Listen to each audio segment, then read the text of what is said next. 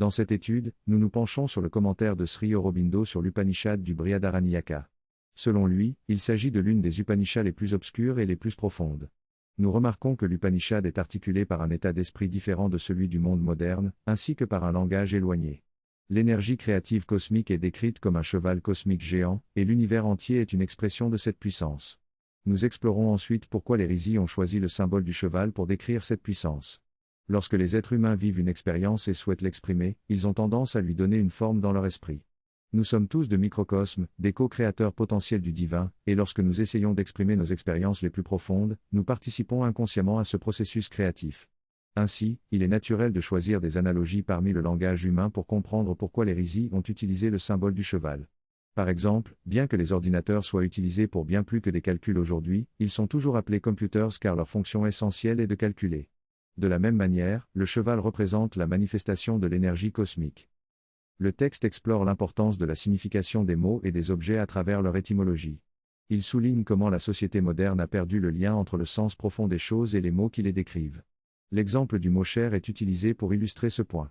En examinant son origine, on découvre qu'il est lié à des concepts tels que soutien et base stable. Le texte montre comment la mentalité ancienne valorisait l'essence des choses au-delà de leur apparence et la façon dont cela se reflétait dans le langage. De plus, il souligne comment, au fil du temps, la signification du mot cher s'est enrichie pour inclure des connotations de pouvoir et de respect. Le texte invite à repenser notre relation avec les objets et à reconnaître leur rôle essentiel dans notre vie quotidienne.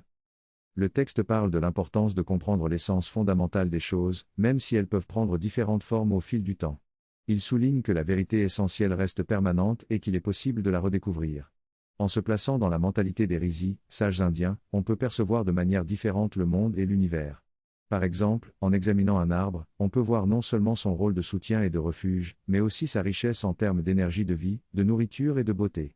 Le texte explore également la vision des Rishis de l'univers, en mettant en avant l'idée que l'univers est une immense énergie en mouvement, qui émerge du non manifesté dans le manifesté.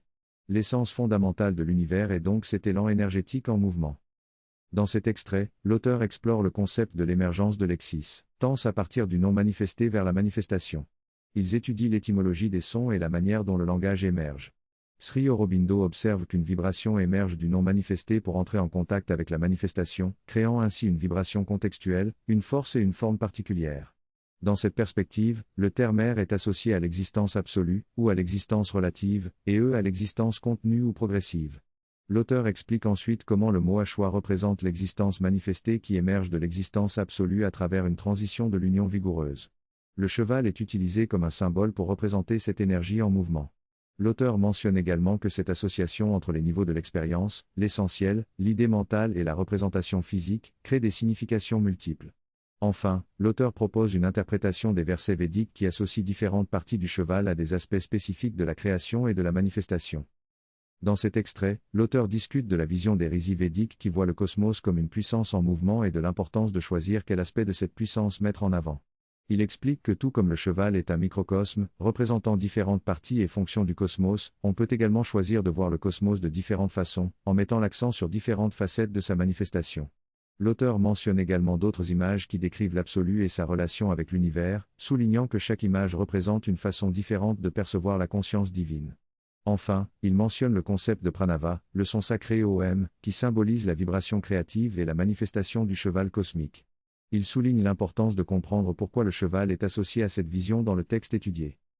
Manifestant, il existe 4 grades spécifiques d'expression correspondant à 4 grades d'êtres qui s'expriment dans le cosmos, les dieux, les Gandharvas, les titans et l'humanité. Le cheval prend 4 noms différents pour ces 4 types d'êtres, un nom plus élevé pour les dieux, et la racine sonore Aya, qui évoque un mouvement rapide, libre et joyeux.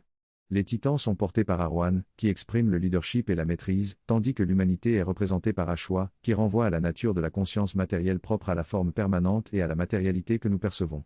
Cette conscience matérielle est caractérisée par la faim et la mort, symbolisée par Ashanaya. Ces 4 grades représentent des qualités spécifiques, la liberté dans la région divine, la possession dans la région des Gandharvas, la lutte dans la région des titans et la faim dévorante dans la région de la matière.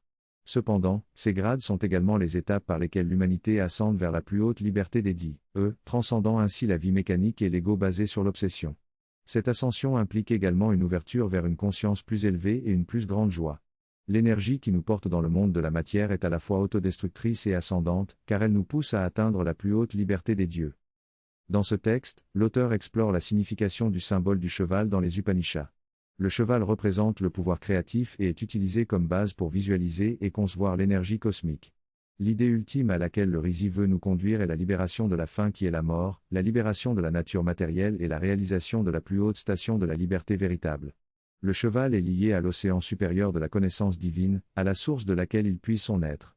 La mère est son frère et son lieu de naissance, symbolisant ainsi l'unité entre notre partie mortelle et notre partie immortelle.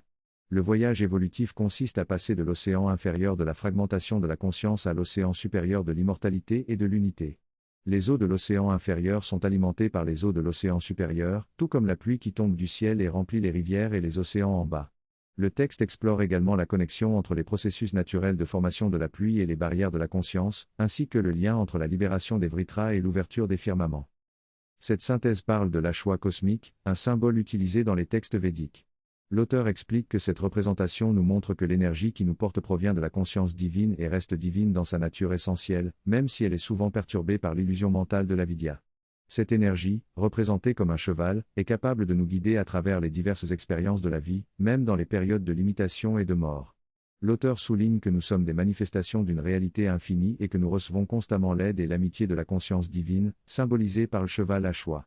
Finalement, l'auteur termine en mentionnant que la force de l'amour qui descend des cieux nous aide à élever notre être inférieur vers notre être supérieur. Ce commentaire est incomplet, mais il nous permet de comprendre le sens général de cette parabole du cheval cosmique.